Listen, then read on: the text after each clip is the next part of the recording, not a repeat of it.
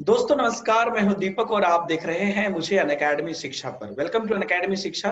और जैसा कि आप जानते हैं कि वीकेंड एपिसोड में हमारे साथ हैं प्रशांक सोनी जी। तो प्रशांक सोनी जी, एक बार फिर से मैं आपका स्वागत करता हूं अनअकैडमी शिक्षा पर। Thank you sir. ओके, तो दोस्तों आपने लास्ट एपिसोड देखा होगा और लास्ट एपिसोड में बहुत ही बेहतरीन जो है स्ट्रैटेजी और तरीकों पर प्रशांत जी ने बात की थी। और जैसा कि हमने आपको लास्ट एपिसोड में ही बता दिया था कि अगले एपिसोड में और भी कई सिस्टमेटिक चीजें हैं जो कि आपको तैयारी करने में कैसे काम करना है, कैसे सब चीजों को इम्प्लीमेंट करना है, उसकी बात प्रशांत जी करेंगे। और हम उनसे जानने की कोशिश करेंगे उनके अपने स्ट्रैटेजी से, जिससे कि हम भी उस लेवल तक वहां पर जो है सक्सेस के लेवल तक पहुंच पाए। तो इसको आप फील करिएगा, हर एक पॉइंट को अपने पे लेके, और कोशिश करिएगा कि अगर वो आपके साथ वो चीजें होती है, आपके साथ वो सिचुएशन है, तो आप उसको कैसे डील करते हैं। तो प्रशांत जी, अनेक अनेक पॉइंट पर हमने बात की और आपने ये भी बोला था कि जो सेकेंड तैयारी आपने की, सेकेंड जो सर। दिसंबर वाली तैयारी आपने की, उसमें आपने यस सर। अनअकैडमी भी ज्वाइन किया, अनअकैडमी का भी सहारा लिया। और यस सर। अनअकैडमी की बात करें या ऑनलाइन प्लेटफॉर्म, किसी भी ऑनलाइन प्लेटफॉर्म की बात करें, या अभी के समय में जो जैसे कोविड को लेके चैलेंजेस है, बच्चे ऐसे भी ऑफलाइन क्लासेस नहीं जा पा रहे हैं। तो हम एक अनअकैडमी का ही एग्जांपल लेते हैं, क्योंकि आपने अनअकैडमी की तैयारी की। तो ऑनलाइन जब आप तैयारी कर रहे हैं, खास करके अनअकैडमी से तैयारी जब आप कर रहे हैं, और ऐसे बच्चे जो तैयारी कर रहे हैं उनको कैसे प्लान करना चाहिए, क्योंकि कई सारे क्वेश्चंस मैंने बच्चों के देखे हैं ऐसे कि बहुत सारे क्लासेस चलते हैं, बहुत यस सारी सर। चीजें चलती है। और मुझे नहीं लगता है कि अभी बच्चे को ये प्रॉब्लम है कि क्या करना है, क्या क्या चीजें हैं, उसमें से कितना करना है, कैसे करना है, वो प्लान बच्चे नहीं बना पा रहे हैं। तो आप थोड़ा यस सर। बच्चे को, जो भी ऑनलाइन पढ़ रहे हैं या खास करके जो अनअकैडमी से पढ़ रहे हैं, आप अपने जो आपके यस सर। जो अभी के बैच में जो बच्चे हैं उनको आप कैसे बोलेंगे, कैसे वो अपनी प्लान बनाए, स्ट्रेटजी बनाए। सर, जैसा कि अगर हम अनअकैडमी की बात करें तो काफ़ी सारे एजुकेटर्स हैं वहाँ पे और सारे ही वेरीफाइड हैं और वेल क्वालिफाइड हैं। तो ऐसा तो नहीं है कि हम किसी टीचर को खराब कह दें या फिर कोई टीचर वहाँ पे, ऐसा तो है ही नहीं। तो बिल्कुल। बहुत सारे ऑप्शंस जब हमारे पास होते हैं तो हमें वो ऑप्शन सेलेक्ट करना है जो हमारे लिए बेस्ट सूटेड हो। तो सबसे पहले तो जैसे कि सीटेट की बात करें तो 5 सब्जेक्ट आते हैं। तो उनमें से ये देखो कौन सा आपका वीक पॉइंट है। जैसे कि उस टाइम पे मेरे लिए सीडीपी वीक पॉइंट था, तो मैंने पहले सीडीपी को ज़्यादा टाइम दिया। तो मैंने क्या किया, जो मेरे वीक पॉइंट्स नहीं थे, जैसे कि मेरी मैथ्स अच्छी थी, तो मैंने उसके ऑफलाइन क्लासेस लेने स्टार्ट करे। जो रिकॉर्डेड सेशन होते थे उनको लेता था मैं, ताकि अगर मुझे कोई डाउट हो तो मैं डाउट सेशंस के क्लास लूं और उनमें क्लियर करूं उसे। और जो मेरे सीडीपी था तो उसके मैं लाइव सेशंस लेता था, क्योंकि मैं हाल तुरंत के तुरंत अपने डाउट्स क्लियर कर सकूं और उन चीज़ों को और अच्छे से समझ सकूं। तो जैसे 1-to-1 इंटरेक्शन रहता है तब चीज़ें ज़्यादा अच्छे से समझ में आती हैं। तो इस तरह से हमें अपने शेड्यूल को बनाना चाहिए। और ऐसा नहीं है कि हर टीचर आपको पढ़ा सकता है, क्योंकि हर एक का ओन वे ऑफ लर्निंग होता है। तो आप उस टीचर को देखो जो आपके तरीके से पढ़ा रहा हो। जैसे कि मुझे ललित सर का पढ़ाना बहुत अच्छा लगता था, उनका तरीका जो है। और सौम्या मैम का तरीका भी मुझे बहुत अच्छा लगता था, गरिमा मैम है। तो इन सब के तरीके से, इनका तरीका वो था जो मुझे पसंद आ रहा था। तो उस चीज में ना जाए कि सभी बच्चे जैसे जब हम लोग एक दूसरे से जुड़ गए थे तो एक दूसरे से बातें भी करते थे, जो लर्नर्स थे वहाँ पे। तो कोई कहता था कि ये सर अच्छे हैं, वो सर अच्छे हैं, तो उस चीज में ना जाकर कि जो तुम्हारे लिए बेस्ट है बेस्ट उसके है। पास है। जैसे यूट्यूब भी है, तो यूट्यूब पे भी काफी सारे ऑप्शंस हैं। तो ऐसा नहीं है कि तुम जो रिकमेंड कर दिया किसी ने तो उसी को फॉलो करो। जैसे कि मुझे कुछ लोगों ने अलग चैनल रिकमेंड करे थे, लेकिन मैंने वो चैनल फॉलो किया जो जिसका मुझे पसंद समझ आता में है। आ हाँ रहा था। हाँ, जैसे मतलब किसी व्यक्ति या चैनल विशेष की बात नहीं है, ये अपनी यस सर। पर्सनल हमारा अंडरस्टैंडिंग है कि हमको कहाँ पे समझ में आता है, मेरे लिए यस सर। fit क्या है। तो instead of judging the things, हमको ये देखना है कि हमारे लिए क्या जरूरी है, या हम कहाँ पर यस सूट कर सर। सकते हैं, या हमारा कहाँ यस सर। फ्रीक्वेंसी मैच कर सकता है, ये बड़ी बात है। तब जाके हम यस सर। बेहतर समझ सकते हैं। और कई बार बच्चे ज्यादा लेने के चक्कर में, ज्यादा करने के चक्कर में, जैसे कभी स्पेशल क्लास ज्वाइन कर रहे हैं, कभी पेड प्लस क्लास ज्वाइन कर रहे हैं, एक ही सब्जेक्ट के 3-3 टीचर कर रहे हैं, यहाँ पे फिर वहां पे फिर वहां पे, तो ऐसे में टाइम भी चला जाता है, क्योंकि समय तो लिमिट है सबके पास। और यस अभी सर। के बैच में भी अगर आप देखेंगे तो बच्चों के पास ये रहता है कि इतनी जो चीजें मतलब चल रही है, तो सर हम 10 घंटा क्लास ही करेंगे तो फिर हमें सेल्फ स्टडी का कम मौका मिलेगा। क्वेश्चन उनका सही यस है, सर। लेकिन 10 घंटा आप क्लास करेंगे क्यों, ये भी बात है। 10 घंटा आप क्यों यस सर। क्लास करेंगे? आप अपना ऐसे स्केड्यूल बनाइए जिससे कि आप एक प्रॉपर आप टीचर्स का चयन करें, टाइम का चयन करें, वो भी आपका अपना एक स्केड्यूल होगा, टाइम होगा। तो एक चीज जो सीटेट के कैटेगरी में मुझे ज्यादातर लगता है, हालांकि आप आई थिंक बैचलर हैं अभी, राइट? Yes sir. हाँ, लेकिन मैक्सिमम जो चीज हम लोगों ने फील की है कि कई सारे जो मैरिड लोग हैं, और यस सर। जो खास करके जो महिलाएं, फीमेल, बहुत सारी फीमेल हैं, यस आपको सर। पता होगा कि सीटेट कैटेगरी में मतलब टीचिंग में ज्यादातर इंटरेस्ट रखती हैं, उनके साथ भी बड़े चैलेंजेस होते हैं टाइम को लेकर, और कितना टाइम देना है लेकर, लेकिन जज्बा होता है मुझे करना है, लेकिन अभी यस सर। बहुत सारे काम है, उसको भी नहीं छोड़ सकते हैं। ये क्वेश्चन मैं सबसे पूछता हूँ प्रशांत जी, क्योंकि यहाँ पर ना ये रियलिटी है, करना तो है, लेकिन यस क्लास सर। में मुझे हमेशा बच्चे बोलते रहते हैं, सर हस्बैंड ऑफिस जाएंगे तो खाना बना रहे थे, सर आप भी देखते होंगे जब भी आप क्लास ज्वाइन करते होंगे तो, सर यस सर। हमारा ये काम था सर, वो बच्चे का ये प्रॉब्लम था, स्कूल में था, पेरेंट्स टीचर मीटिंग, कई सारी चीजें हैं जो उनकी अपने लेवल पे रहती है, कुछ लोग कोचिंग खुद भी चलाते हैं, कई सारी चीजें। तो ऐसे में फिर लोग ना, मुझे ऐसा लगता है कि कई बार मैंने ये ऑब्जर्व किया है कि पिछले बैच के बच्चे आज भी तैयारी कर रहे हैं, मतलब वो ऐसे ही बीच बीच पे रह जाते हैं। तो आप मतलब इस overall broad range of audience है, कोई है जो कम्प्लीटली डेडिकेटेड है कि मतलब मुझे टीचर बनना है, कोई है कि कई सारी चीजों को लेके है, तो कैसे मैनेज करें? थोड़ा मतलब ब्रॉड क्वेश्चन है, अलग अलग चीजें हैं इसमें, लेकिन थोड़ा सा यस समराइज सर। बताइएगा जी। जैसे कि सर हाँ, डिस्ट्रैक्शंस होते हैं, बहुत सारे प्रॉब्लम्स होते हैं लाइफ में जिनके चलते हम लोग प्रॉपर स्टडी नहीं कर पाते हैं। जैसे कि मेरा था कि मुझे ट्रेनिंग के लिए 10 to 4 जाना ही पड़ता था, और उसके बाद 5 to 8 मैं खुद भी ट्यूशंस पढ़ाता था। अच्छा। तो उसके बाद मैं उस 10 से पहले और आफ्टर 8 मैं पढ़ाई करता था खुद के लिए।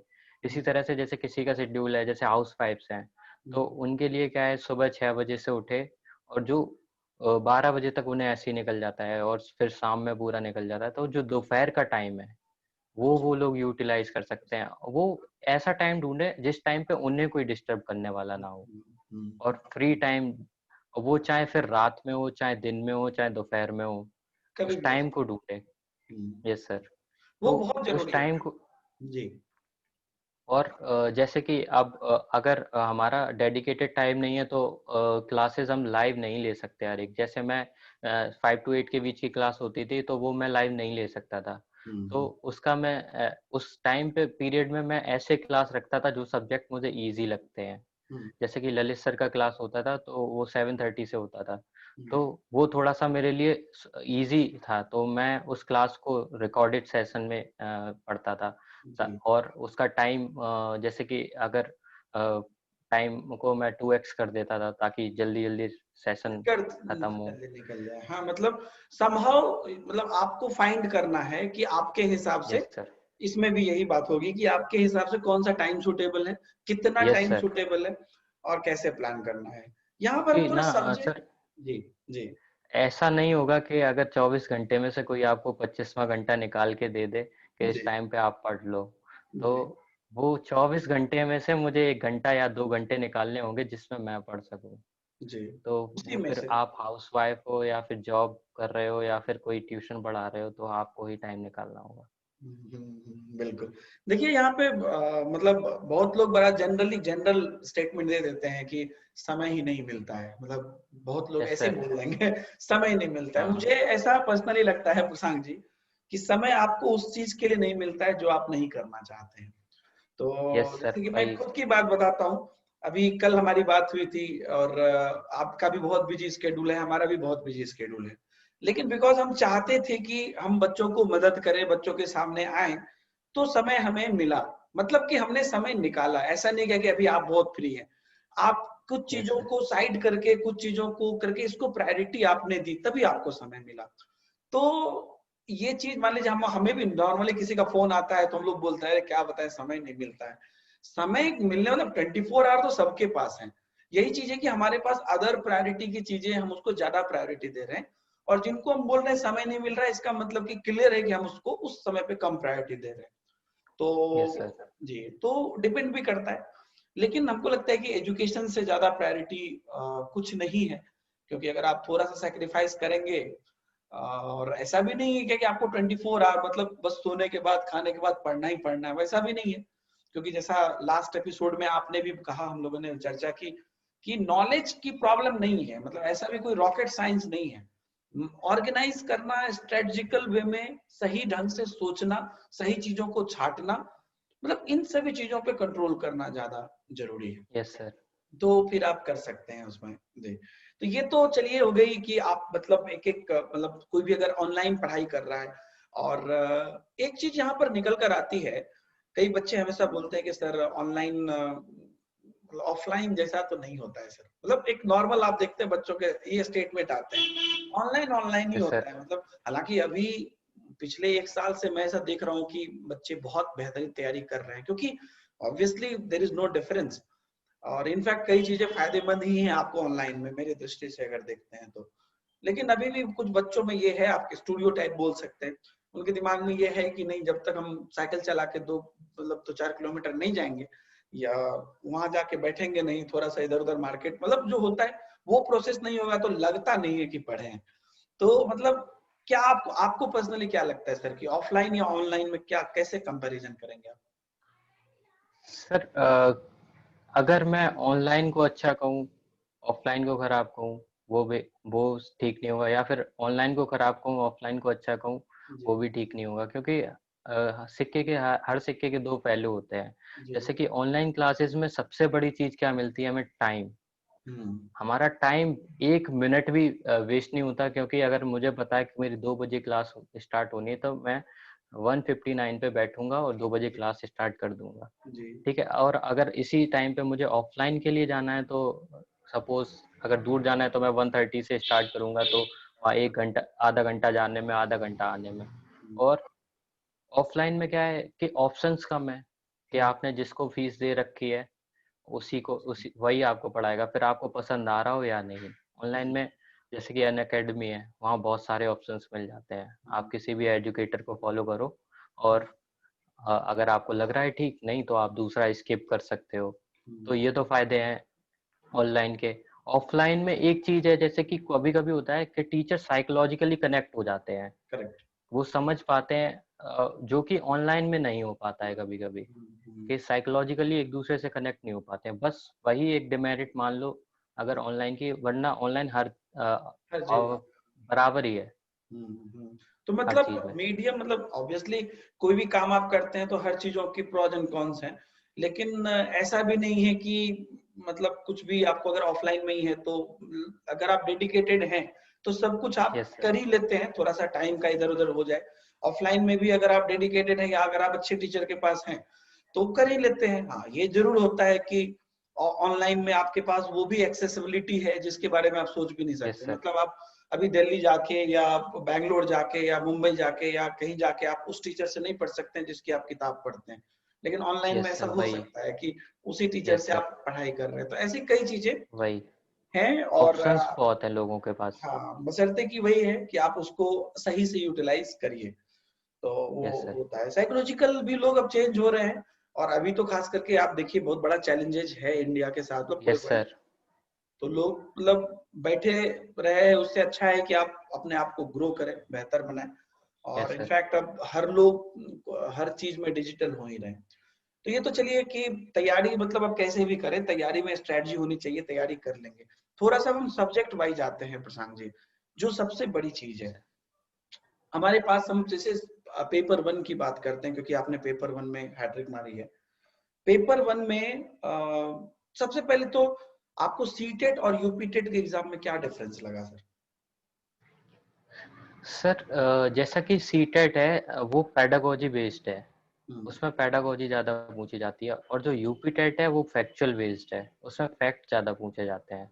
तो अगर हमें सी टेट की प्रिपरेशन करनी है तो हमें पेडागोजी पे बहुत ज्यादा ध्यान देना पड़ेगा, और अगर हमें यूपी टेट की तैयारी करनी है तो हमें कंटेंट पे ज्यादा ध्यान देना पड़ेगा। जैसे कि सी टेट में 90 क्वेश्चंस अप्रोक्स हमारे पेडागोजी से ही आते हैं, उसमें 30 सीडीपी के होते हैं और 60 पेडागोजीज के, और 60 क्वेश्चंस ऐसे होते हैं जो कि कंटेंट बेस्ड होते हैं, लेकिन उतना कठिन कंटेंट नहीं होता है कि आप नहीं कर सकें उसे।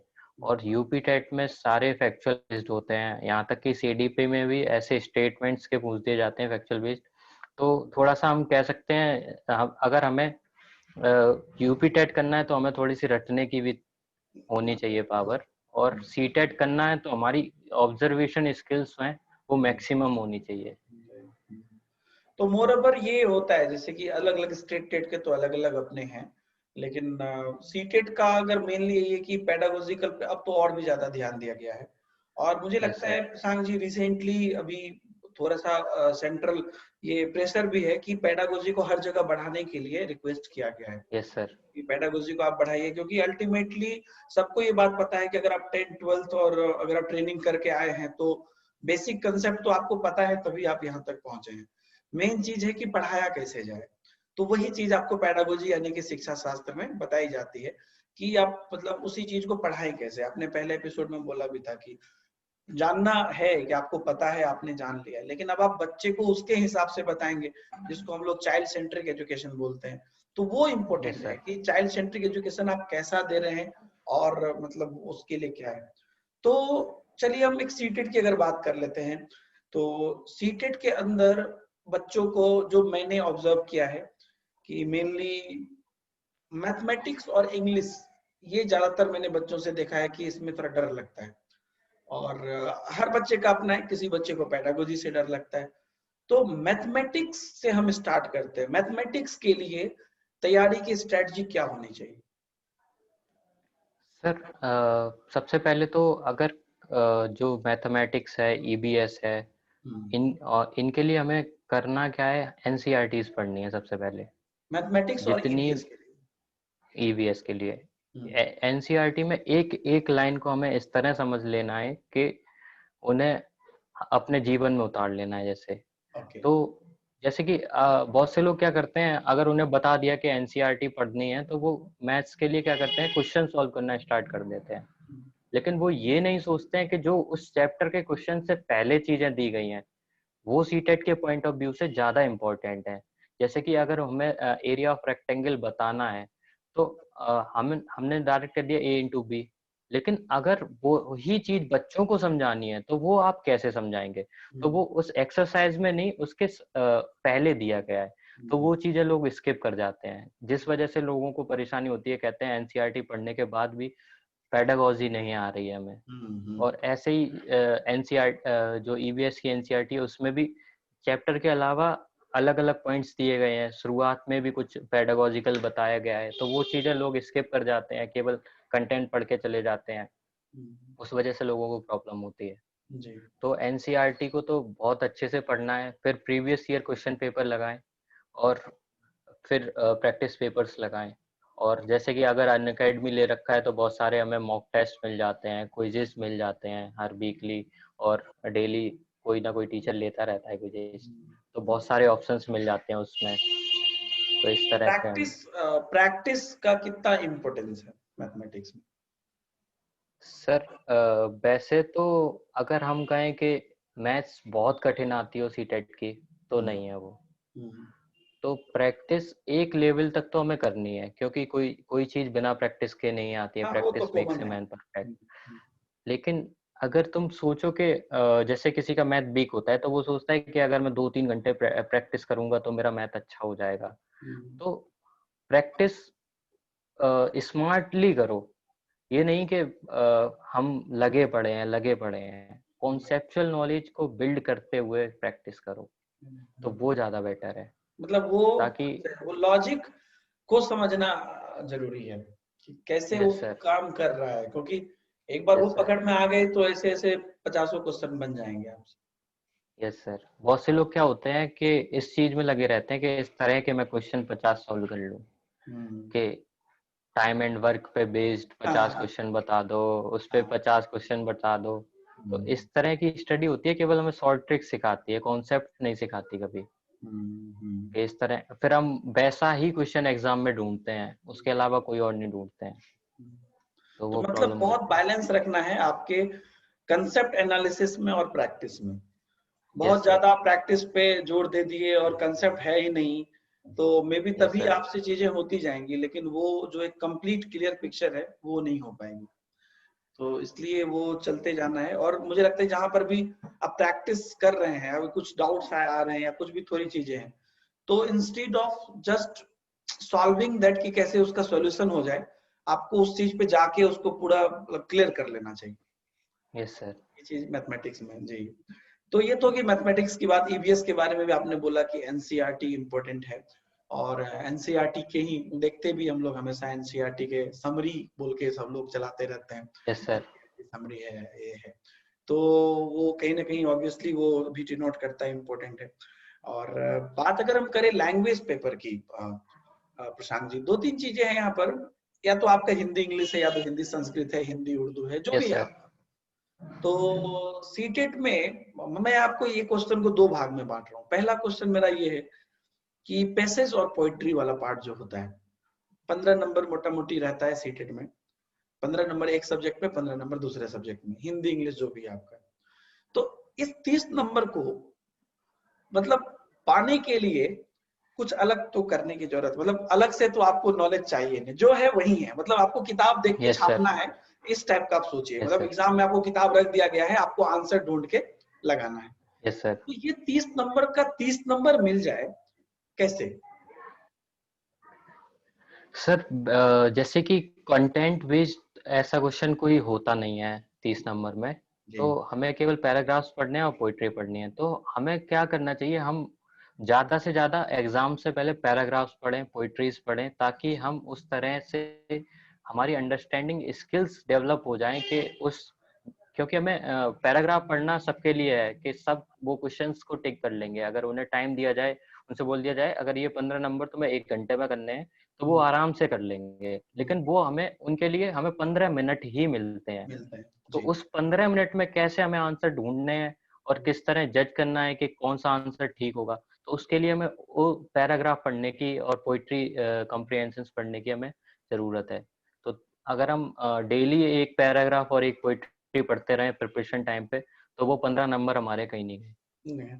क्योंकि अब सोचिए ना, अभी 90 में नॉर्मल इन जनरल के लिए आप बोलते हैं कि आपका पास मार्क है, 30 नंबर आप यहाँ से सिक्योर कर सकते हैं, जिसके लिए कि आपको कुछ भी मतलब रटे रहने की या कुछ भी यस सर। अमूर्त सोच लगाने की जरूरत नहीं है, जो है वहीं पर आपके सामने है वो, इस 30 नंबर में। तो वो एक बड़ा सेक्टर है, मुझे पता नहीं कितने बच्चे इसको सीरियसली ले रहे हैं, लेकिन ये एक बहुत बड़ी चीज है। इस 30 नंबर आपका एक सब्जेक्ट के बराबर है, जोड़िए अगर तो 9 6 15 एक सब्जेक्ट में, 9 6 15 दूसरे सब्जेक्ट में, तो टोटल आपका पूरा एक सब्जेक्ट का हो गया आपको 30 नंबर।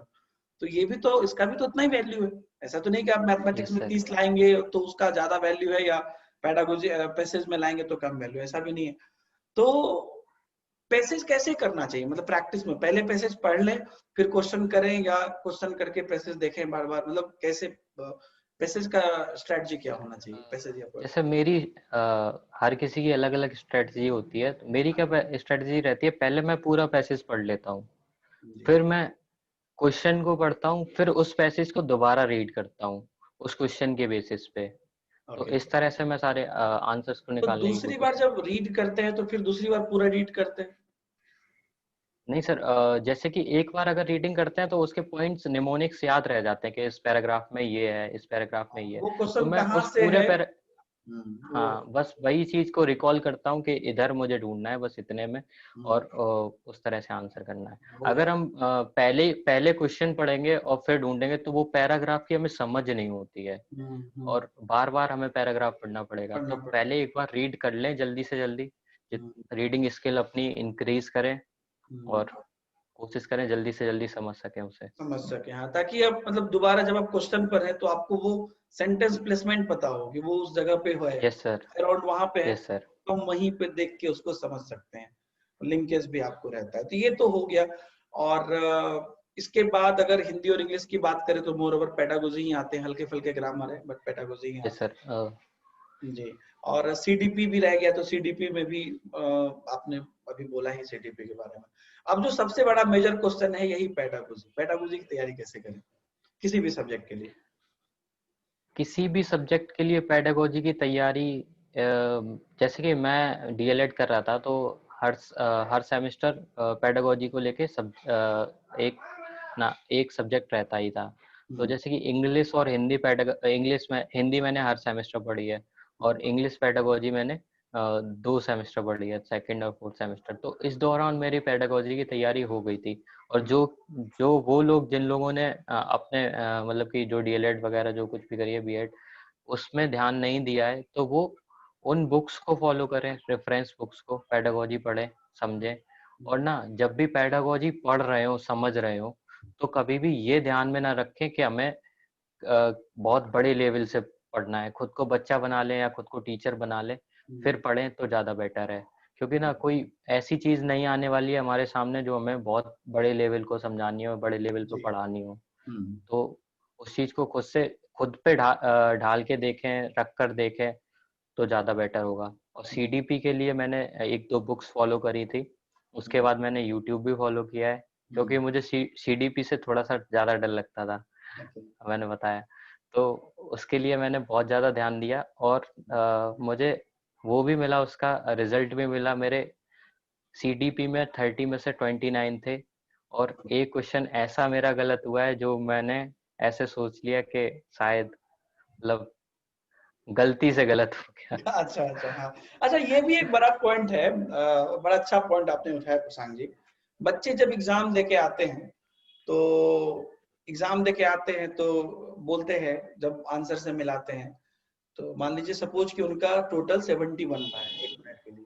Yes sir. जब वो मिलाते हैं तो वो देखते हैं कि यार ये जो टोटल 150 में जो मेरे 30 गलत हुए हैं, ये 30 तो आराम से, मतलब ऐसा नहीं कि मेरे नॉलेज के कारण गलत हुए हैं, तात्कालिक किसी रीजन से गलत हुए हैं। या तो मैं हड़बड़ी में हूँ, या तो माइंड पे प्रेशर है, या दिखा नहीं, या जल्दबाजी में, या टाइम मैनेजमेंट, कई सारी चीजें हैं, इस वजह से गलत हुए। अगर ये 30 आते तो 70 + 30 हमारे 100 हो जाते। आपने भी सुना होगा बच्चों से ऐसे ऐसे स्टेटमेंट।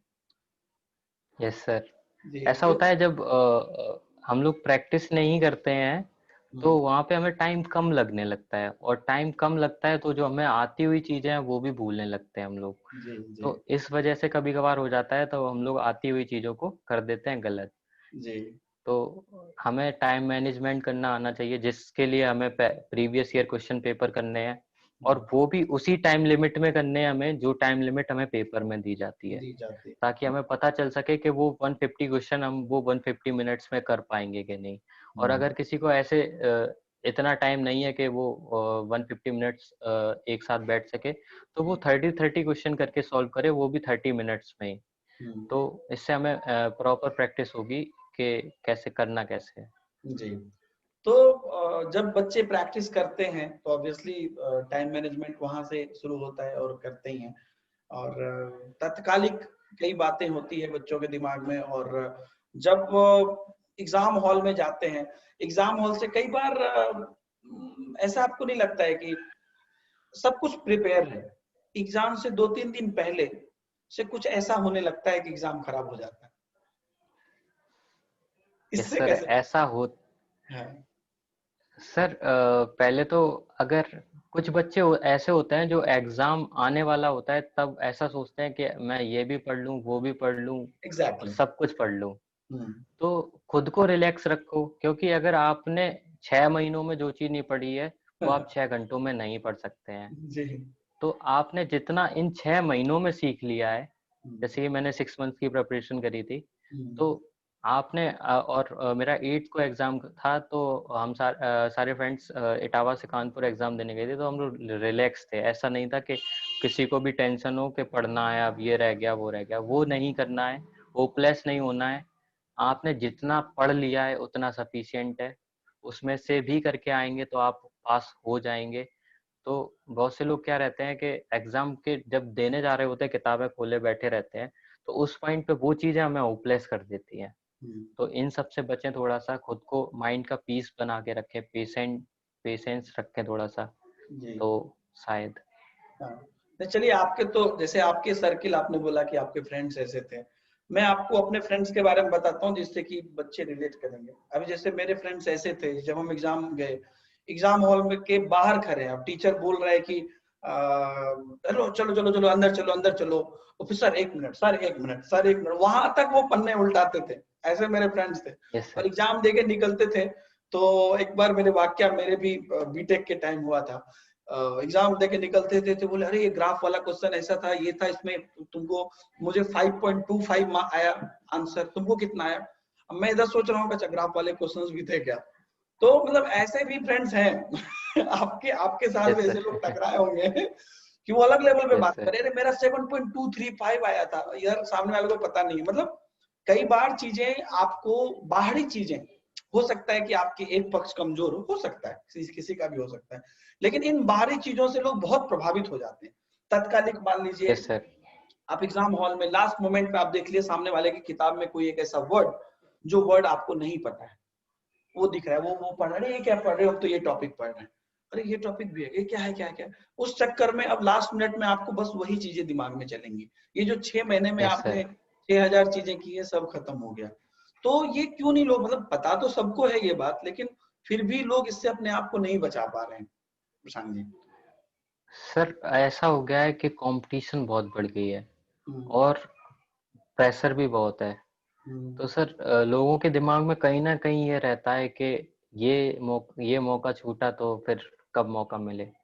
जैसा कि फेल्योर का अभी डर। भी हम्म, एम्प्लॉयमेंट का लेके ऐसा है हम्म, कि बहुत मुश्किल लग रहा है लोगों को।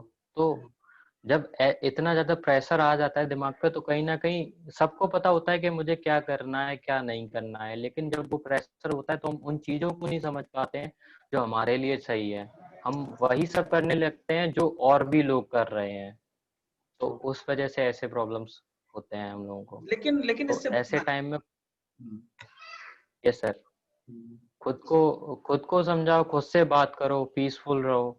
जी, और जब भी कभी ऐसा लगे तो माइंड को थोड़ा सा कंट्रोल करने, जो चीजें पसंद है वो करो, जिसमें मजा आता हो वो करो। जी, बिल्कुल अपने माइंड को एक प्रॉपर वे में, क्योंकि स्ट्रेटजी तो आपने बना ही ली, हमने पहले वीडियो में भी बात की थी, स्ट्रेटजी यस आपके सर। पास है, आपने उसको फॉलो किया है, और 6 मंथ की प्रिपरेशन एनफ भी है, आपने ऑलरेडी कर ली है, तीन यस चार सर। 5 मंथ भी आप अच्छे से कर लीजिए प्रिपरेशन।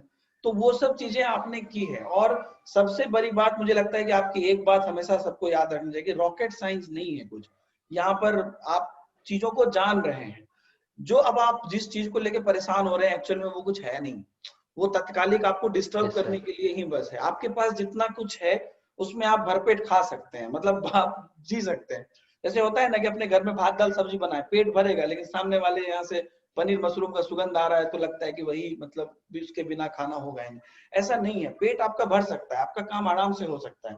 और इनफैक्ट आप और भी नया एक्सप्लोर कर सकते हैं बेस्ड ऑन द क्वेश्चन, आप ऑप्शन कैसे कर रहा है उसके, आप उसको समझ के, कई बार आप देखते हैं केबीसी में या अलग अलग जगहों पे भी लोग ऐसा इंप्लीमेंट करते हैं कि आपको नहीं पता है, फिर भी आपको जो पता है वहां से भी आप उसको निकाल सकते हैं। तो यस सर। इतनी सारे यस सर। ऑप्शंस हैं, चीजें हैं, और आपको पता है कि जो चीज आप वो उस समय पे कर रहे हैं उससे कुछ नहीं होने वाला। तत्कालिक आप अपनी मतलब कॉन्फिडेंस को भी गिरा रहे हैं, मोटिवेशन को भी खत्म कर रहे हैं, और एग्जाम में हाथ भी आपका कांपेगा और पूरा धड़कन भी कांपेगी, तो परफॉर्मेंस भी नहीं होगा। तो कोई फायदा, मतलब कोई बेनिफिट हो तो करें, कोई बेनिफिट नहीं। Yes sir. जी। तो जाते जाते आप हमारे जो स्टूडेंट्स हैं अभी, जो चाह रहे हैं कि नेक्स्ट जो एग्जाम होगा उसमें वो सक्सेस करें, चाहे स्टेट टेट हो, सी टेट हो, या कोई भी एग्जाम हो, KBS D triple S B super TET, जहां भी, तो आप क्या संदेश देना चाहेंगे प्रशांत जी? मैं बस यही कहूँगा कि खुद को मोटिवेटेड रखें, सेल्फ डिसिप्लिन रहें, और पेशेंस बहुत ज़रूरी है। जी, क्योंकि आज के टाइम पे बहुत से ऐसे डिस्ट्रैक्शंस आ रहे हैं, कभी-कभी ऐसा लगता है कि पढ़ाई छोड़ दें, तो उन सब से बचें। खुद को अगर प्रिपेयर रखेंगे तो एक भी सिंगल भी चांस आएगा, आप वो ग्रैब कर लोगे अपॉर्चुनिटी। तो जी, खुद को मोटिवेटेड रखो, डिसिप्लिन रखो और लगे रहो अच्छे से बस। जी, बिल्कुल। बिल्कुल दोस्तों, आप लोगों ने एक चीज पूरे इंटरव्यू के दौरान गौर किया होगा दोनों पार्ट में, कि प्रशांत जी ने नॉलेज की तो बात की ही, लेकिन नॉलेज से ज्यादा बाकी जो आपके एक्सटर्नल फैक्टर्स हैं उसकी काफी सारी बातें की। तो आपको ये चीजें डबल कोट में समझ में आनी चाहिए कि आखिर क्यों की। क्योंकि शायद प्रशांत जी को भी आपके नॉलेज पे शक नहीं है, उनको भी ऐसा लगता है कि आपको इतना पता है कि आप कर सकते हैं। लेकिन जो चीजें हैं, जैसे उन्होंने मोटिवेशन की बात की, डिसिप्लिन की बात की या पेशेंस की बात की, ये बहुत बड़ा फैक्टर है। और as a teacher with 10 years teaching experience मुझे भी ऐसा लगता है, मैं भी 100% सहमत हूँ प्रशांत जी के बात से। और अगर आपने आज के इंटरव्यू में बोले गए एक एक पॉइंट और कल के इंटरव्यू में बोले गए एक एक पॉइंट को अमल कर लिया, नहीं हो तो एक बार दोबारा सुन लीजिए, अगर अमल कर लिया तो मुझे नहीं लगता है कि, क्योंकि स्पेशली हम लोग सीटेट या टेट के एग्जाम की बात कर रहे हैं, कहीं पर भी आपको, जब प्रशांत जी पहली बार में अपियरिंग में इन्होंने क्वालिफाई किया, जबकि इनको खुद सेटिस्फाइड नहीं रहे लेकिन फिर भी क्वालिफाई तो किया। अभी तो लोग देखते हैं उसमें पूरे गांव को पार्टी दे देते हैं, लेकिन उसके बाद भी आपने क्वालिफाई किया, फिर अगले बार के लिए भी इनका जज्बा कम नहीं हुआ और उसी डिसिप्लिन के साथ, पेशेंस के साथ किए होंगे, तभी तो मार्क्स बढ़ा और 120 तक अचीव किए और यूपी टेट भी अचीव किए। तो सीखना हमें यही है, जो भी हमारे साथ टॉपर्स आते हैं, सीखना यही है कि नॉलेज एक चीज है, लेकिन उस नॉलेज का इम्प्लीमेंटेशन जिसमें कि अलग अलग फैक्टर्स आपको इम्पैक्ट करते हैं, उसको देखना है। आई थिंक प्रशांत जी मैंने समराइज किया, करने की कोशिश की है थोड़े शब्दों में, अगर आप कुछ और ऐड करना चाहें इसमें। सर आपने बिल्कुल पूरी बातें सही कही है, इसमें ऐड करने जैसा कुछ है ही नहीं, लेकिन बस यही कहूँगा थोड़ा सा डेडिकेटेड रहें चीज़ों को, अपने गोल्स को ध्यान में रखें जी और जो आसपास के डिस्ट्रैक्शंस हैं उनसे बच के रहें बस। जी जी बिल्कुल। तो प्रशांत जी, आई थिंक ये जो 2 इंटरव्यू रहा, मुझे लगता है कि बच्चों का दिन बन गया इंटरव्यू देख करके, जो भी लोग अभी हम बच्चे देख रहे हैं। और दोस्तों इसको दिमाग में रखिए हमेशा, और आप भी कल इस जगह पे इंटरव्यू देने आइए, हम यही उम्मीद करते हैं। प्रशांत जी की शुभकामनाएं भी आप लोगों के साथ है। तो प्रशांत जी, बहुत बहुत धन्यवाद आपको इस वीडियो से 2 एपिसोड से जुड़ने के लिए। अपने बहुत ही बिजी स्केड्यूल में से आपने टाइम निकाला हमारे लिए, और यहाँ पर आप इतनी सारी बातें मतलब बताई, अपनी गलतियों को बताया, अच्छाइयों को बताया, और सबसे बड़ी बात जो मैंने आप में साइकोलॉजी गौर की, साइकोलॉजिकली मैंने गौर की, मैं भी सीडीपी का ही टीचर हूँ। तो आपने यस सर। बहुत टू दी पॉइंट बात की, मतलब चीजों को घुमाया नहीं इधर उधर, बहुत फैक्ट पे एज इट इज क्वेश्चंस के एज इट इज मतलब आपने बताई, जिससे कि अगर एक बार में ही बच्चे समझे तो बच्चे के दिमाग में वो चीजें हिट कर जाए। तो आप एक सीडीपी के टीचर के साथ थे जिस सब्जेक्ट से आपको बहुत डर लगता था। ओके तो चलिए, thank you very much Prashant ji, आपको हमारे इस शो में आने के लिए। Thank you sir.